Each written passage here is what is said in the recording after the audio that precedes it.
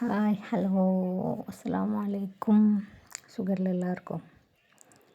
കുറേ ആയി ലോങ് വീഡിയോസൊക്കെ ഇടണമെന്ന് വിചാരിക്കുന്നു, ഇടാൻ പറ്റുന്നില്ല. എന്താ പറയുക, ഒരു മൂടില്ല. പിന്നെ സാഹചര്യങ്ങളും പിന്നെ കുറേ പുതിയ മോഡലുകളൊക്കെ അങ്ങനെ വന്നപ്പോൾ ഞാൻ പിന്നെ വിചാരിച്ചു ഒരു വീഡിയോ അങ്ങ് ഇടാമെന്ന്. പിന്നെ ഞാൻ എൻ്റെ ഡെലിവറി സ്റ്റോറി പറയാമെന്നൊക്കെ പറഞ്ഞിട്ട് വീഡിയോ ഇട്ടിട്ടുണ്ടായിരുന്നു. പക്ഷേ അതിനാരും കമൻ്റൊന്നും ചെയ്തിട്ടില്ല. അപ്പോൾ ഞാൻ ഇടുന്നുണ്ട് ഏതായാലും. അപ്പോൾ ഇടണമെന്ന് മനസ്സിൽ ഡെലിവറി കഴിഞ്ഞ അന്ന് തന്നെ വിചാരിച്ചതാണ്. ഒരുപാട് പേര് പറയാത്തതും അറിയാത്തതുമായ പല കാര്യങ്ങളും പറയാനുണ്ട്. പിന്നെ ഇന്നലെ ഞങ്ങൾ മോൾക്ക് വെള്ളിപ്പാദസരം വാങ്ങാൻ ജ്വല്ലറി പോയി. അപ്പോൾ ഒരു 1000 എബോ ഒന്നും ആവില്ല എന്ന് വിചാരിച്ച് മാക്സിമം അത്രയൊക്കെ പ്രതീക്ഷിച്ച് പോയതാണ്. വെള്ളിൻ്റെ വില കണ്ട് ഞങ്ങൾ നെട്ടി. ഇപ്പോൾ സ്വർണ്ണത്തിനെ പോലെ തന്നെ വെള്ളിക്ക് നല്ല വില ആയിട്ടുണ്ട്. നമ്മളൊരു 1000-ൻ്റെ ഉള്ളിൽ അല്ലെങ്കിൽ ഒരു 500-ൻ്റെ ഉള്ളിലൊക്കെ പ്രതീക്ഷിച്ചതിന് 3000-ഒക്കെ റേറ്റ്. അപ്പോൾ സ്വർണം പോലെ തന്നെ വെള്ളിക്കും നന്നായിട്ട് വില കൂടിയിട്ടുണ്ട്. പിന്നെ ഞാൻ ഇടുന്ന ഈ കളക്ഷനിൽ ഇഷ്ടമായത് ഏതെങ്കിലും ഉണ്ടെങ്കിൽ കമൻറ്റ് ചെയ്തോളൂ കേട്ടോ. ഞാൻ നമ്പർ എൻ്റെ കമൻറ്റ് ബോക്സിൽ ഇടാം കേട്ടോ. എന്തെങ്കിലും റേറ്റോ എന്തെങ്കിലും അതിനെപ്പറ്റി അറിയണമെന്നുണ്ടെങ്കിൽ പിന്നെ വാട്സപ്പിൽ കമൻറ്റ് ചെയ്തോളി, പറയാം കേട്ടോ. പിന്നെ ഇനി അധികം ഞാൻ സംസാരിച്ച് ബോറടിപ്പിക്കുന്നില്ല. ബാക്കി നിങ്ങൾ തന്നെ കണ്ടിട്ട് അഭിപ്രായം പറയുക. എന്താണ് ഈ കാർഡിയോവാസ്കുലർ ഡിസീസ് അല്ലെങ്കിൽ ഹൃദ്രോഗം? ഹൃദയത്തെ ബാധിക്കുന്ന എല്ലാ തരം രോഗങ്ങളെയും മൊത്തത്തിൽ പറയുന്ന പേരാണ് കാർഡിയോവാസ്കുലർ ഡിസീസ് അല്ലെങ്കിൽ ഹൃദ്രോഗം. ഇത്തരത്തിൽ പലതരത്തിലുള്ള ഹൃദ്രോഗങ്ങളുണ്ട്. ഇതിൽ തന്നെ 85% മരണങ്ങളും നടക്കുന്നത് ഹാർട്ട് അറ്റാക്കും സ്ട്രോക്കും കാരണമാണ്. ഇന്ന് ഈ വീഡിയോയിലൂടെ പ്രധാനപ്പെട്ട കാർഡിയോവാസ്കുലർ ഡിസീസായ ഹാർട്ട് അറ്റാക്കിനെ കുറിച്ച് 3D എക്സ്പ്ലനേഷനിലൂടെ മനസ്സിലാക്കാം.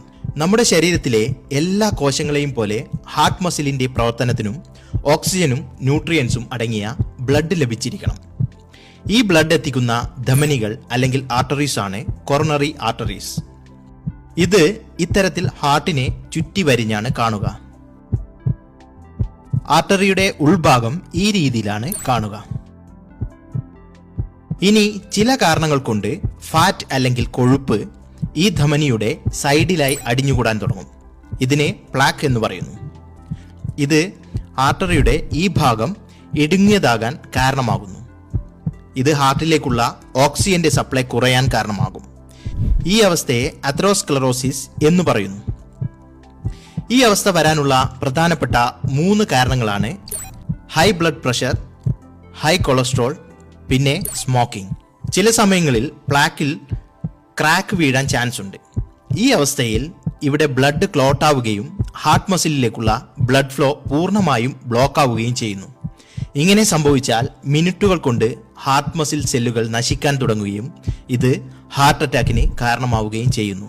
ഈ സമയത്തും ഹൃദയമിടിപ്പ് ഉണ്ടാവുമെങ്കിലും അതിന്റെ നോർമൽ റിതം തെറ്റുന്നു. ഇനി ഹാർട്ടിന്റെ കൂടുതൽ ഭാഗങ്ങളിലേക്ക് ഇത് ബാധിച്ചാൽ ഹാർട്ട് ബീറ്റ് പൂർണ്ണമായി നിലയ്ക്കുന്നു. ഇതിന് കാർഡിയാക് അറസ്റ്റ് എന്ന് പറയുന്നു.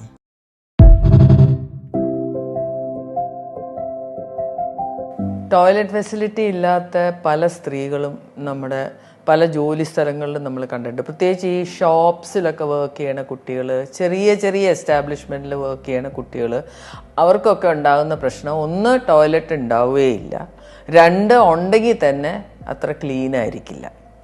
അപ്പോൾ ഈ ടോയ്ലറ്റ് ഇല്ലാതെ വരുമ്പോൾ ഇവരെന്താ ചെയ്യണമെന്ന് വെച്ചിട്ടുണ്ടെങ്കിൽ, ഒന്ന് ഇവർ വെള്ളം കുടിക്കില്ല, സോ ദാറ്റ് യൂറിൻ അത്ര ഉണ്ടാവാതെ ഇരുന്നോട്ടെ എന്ന് വിചാരിച്ചിട്ട്.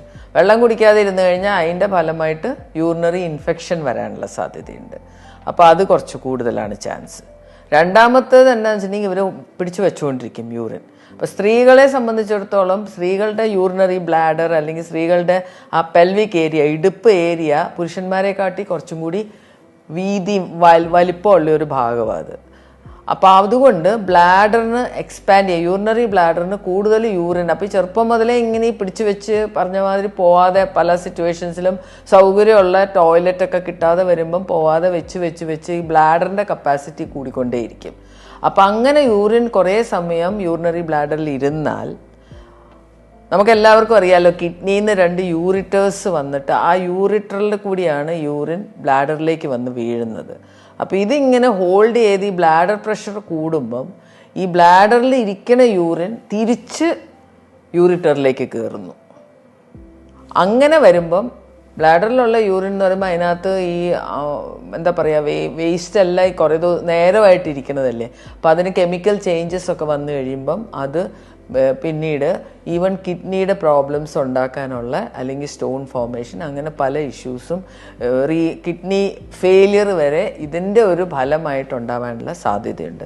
അപ്പം അതുകൊണ്ട് നമ്മൾ ശ്രദ്ധിക്കേണ്ട ഒരു കാര്യം, പറ്റുന്നിടത്തോളം ഒരു കാരണവശാലും യൂറിൻ ഹോൾഡ് ചെയ്ത് വെക്കാതെ നോക്കുക എന്നുള്ളതാണ്.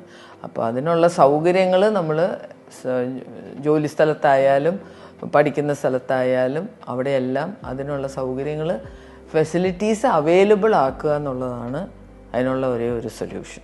വീഴ്ചകൾ ബാധിക്കുന്നത് പ്രായമായ ആൾക്കാരെയാണ് കൂടുതലായിട്ട്. അല്ലാത്ത ഒരു യങ്ങർ ഏജ് ഗ്രൂപ്പിലൊക്കെ ഉള്ളവരൊക്കെ അവരുടെ മസിൽസ് നല്ല സ്ട്രോങ് ആയിരിക്കും. അപ്പോൾ അതുകൊണ്ട് എന്താ പറ്റുക, വീണ് കഴിഞ്ഞാൽ ഏറ്റവും വലിയ പ്രശ്നമെന്ന് പറഞ്ഞത് ചതവ് കാര്യങ്ങളൊക്കെ എങ്ങനെയെങ്കിലുമൊക്കെ സോർട്ട് ഔട്ട് ആവും. ഫ്രാക്ചർ ഒടിഞ്ഞാൽ, എല്ല് പൊട്ടിയാലാണ് നമുക്ക് കൂടുതൽ പ്രോബ്ലംസ് വരിക.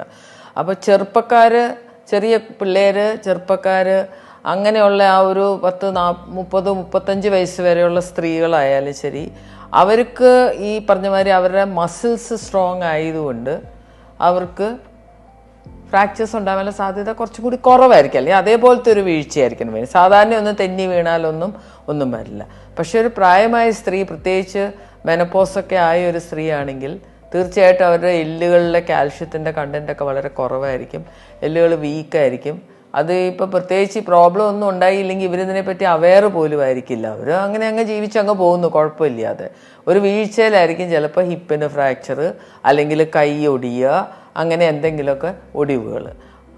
അതുകൊണ്ട് നമ്മളെപ്പോഴും അതിനെപ്പറ്റി ഒരു അവെയർനെസ് നമ്മൾ ക്രിയേറ്റ് ചെയ്ത് കൊടുക്കുന്നത് വളരെ നല്ലതാണ്. നമുക്കൊരു ബോധവൽക്കരണം വേണം എപ്പോഴും സ്ത്രീകളുടെ ഇടയിൽ. പിന്നെ ഉപകാരപ്രദമായ വോയിസ് ആയിക്കോട്ടെ എന്ന് കരുതിയിട്ടാട്ടോ അതുപോലത്തെ വോയിസൊക്കെ ഇട്ടത്. പിന്നെ ഞാൻ വോയിസ് കൊടുക്കുന്നില്ല, കണ്ടിട്ട് അഭിപ്രായം പറയാം.